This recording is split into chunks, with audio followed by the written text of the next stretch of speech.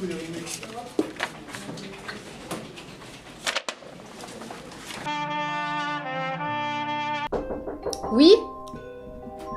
Bonjour, Bonjour. je suis Anita Martin. Ah bonjour, vous venez signer votre contrat, c'est ça? Oui, effectivement. D'accord, un instant. Voilà. Voilà, je vous prie signer là, je suis très pressée. Donc un exemplaire pour vous, un exemplaire pour moi. On n'est pas censé le lire avant? Si, mais là je suis désolée, j'ai pas le temps, je suis très pressée, faut que j'y aille. Voilà, parfait. Vous en gardez un Merci et un pour beaucoup. moi. Merci. Merci. Allez, au revoir. Je commence quand? Lundi 8h30. D'accord, merci beaucoup. Au revoir. Au revoir. Coucou, ça va? Devine, je suis salariée, ils m'ont engagée, j'ai mon contrat, je suis trop contente. Fais voir. Tiens, regarde. Quoi? T'es sérieuse? Tu t'appelles Jean-Jacques dessus? Comment ça, Jean-Jacques? Arrête tes bêtises. Bah oui, regarde, il n'y a même pas ton adresse. Un contrat doit obligatoirement contenir le nom et l'adresse du salarié et de l'entreprise, mais aussi le numéro d'immatriculation de l'employeur. Il te manque le poste occupé, le lieu de travail, la date effective du début de contrat, la durée du contrat, la rémunération, les préavis, la durée des congés payés. Mais regarde, t'as même pas les clauses pour tes congés. Comment ça, j'ai pas de congé? Mais t'as cru que j'allais travailler sans prendre de vacances ou quoi? Tu rigoles? Mais tu l'as lu ton contrat ou pas? Non, la directrice, elle était pressée. On lit toujours un contrat avant de le signer. Jean-Jacques. Jean-Jacques, c'est ça, oui. Alors dis-moi, que manque-t-il d'autre que je retourne voir la directrice? Moi, faut que j'ai droit à mes vacances, hein. Il te faut aussi le nombre d'heures à effectuer, la convention collective et la durée de la période d'essai. Je savais même pas qu'il y avait une période d'essai, moi.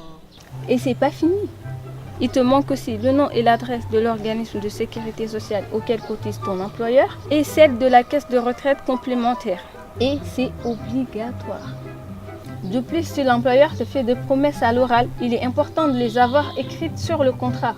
Il faut aussi vérifier que le contrat ne contienne pas de clauses abusives. Des clauses abusives? Ils veulent abuser de moi, mais je vais aller au prud'homme. C'est interdit de mettre des clauses discriminatoires par rapport au sexe, à ta situation familiale, aux convictions politiques ou religieuses et à l'âge. Mais qu'est-ce que c'est que ce contrat que j'ai signé? Il est complètement bidon et la nana qui me l'a fait signer?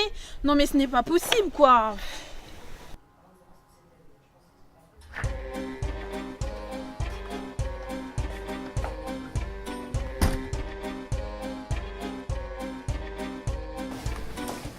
Bonjour, excusez-moi s'il vous plaît, je m'appelle Anita Martin et je suis la nouvelle chargée de communication qui commence lundi.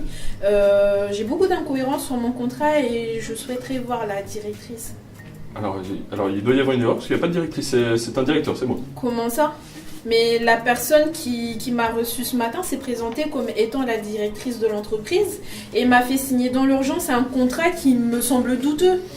Alors, je vois pas du tout qui peut être cette personne. Si vous voulez, on va voir ça dans mon bureau, vous me suivez? Très bien.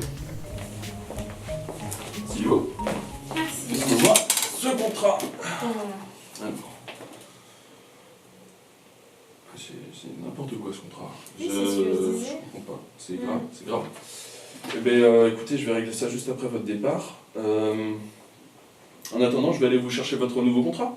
Hein? D'accord. Il a été préparé par le DRH. Ah oui, celui qui m'a fait passer l'entretien. C'est ça. Je vais vous chercher ça. D'accord.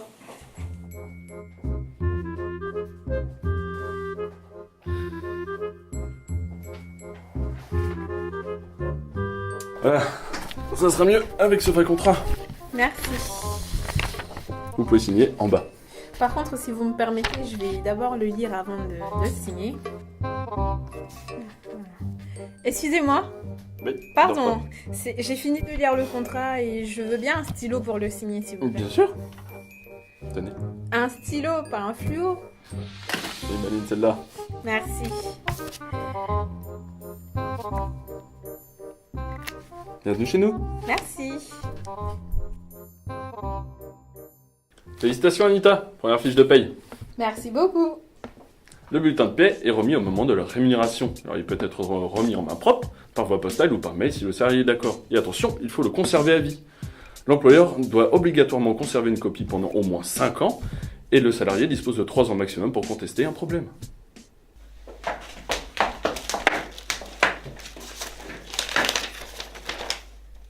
Oh mon Dieu, 2000 €. pouvoir m'acheter mon sac. Mais non, Qu'est-ce qui se passe ici? Qu'est-ce qui t'arrive? j'ai eu mon salaire Ah, et j'ai touché 2000 euros. t'es sûr, c'est plus Ouais, que ce que je gagne? regarde. Ah, j'y peux rien. Ah oui, d'accord.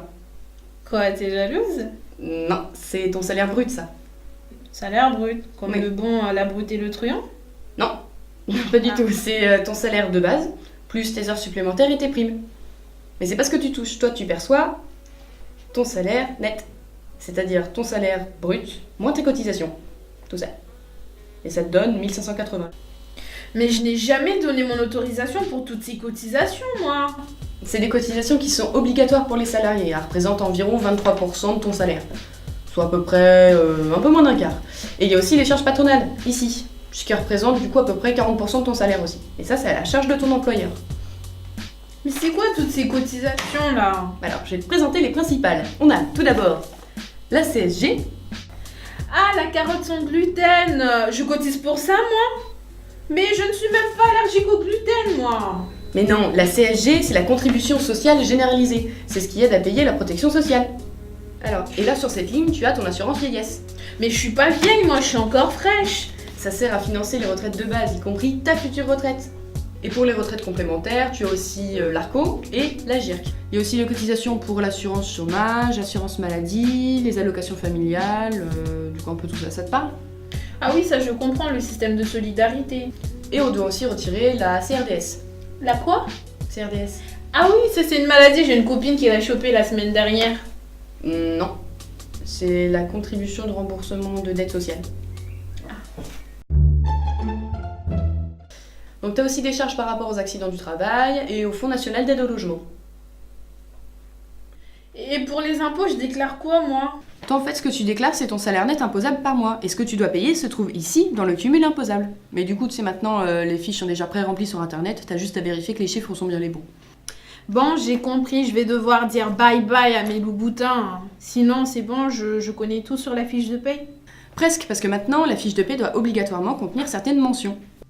Ah oui, comme sur le contrat. Je me suis déjà fait avoir une fois.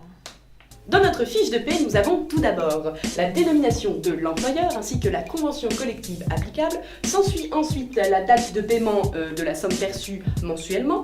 Ah bah j'espère bien. Nous avons ensuite le numéro de sécurité sociale du salarié, et il faut bien vérifier que c'est le bon. Nous avons par la suite le numéro d'identification de l'employeur. Et après, nous avons simplement le nom et l'adresse du salarié.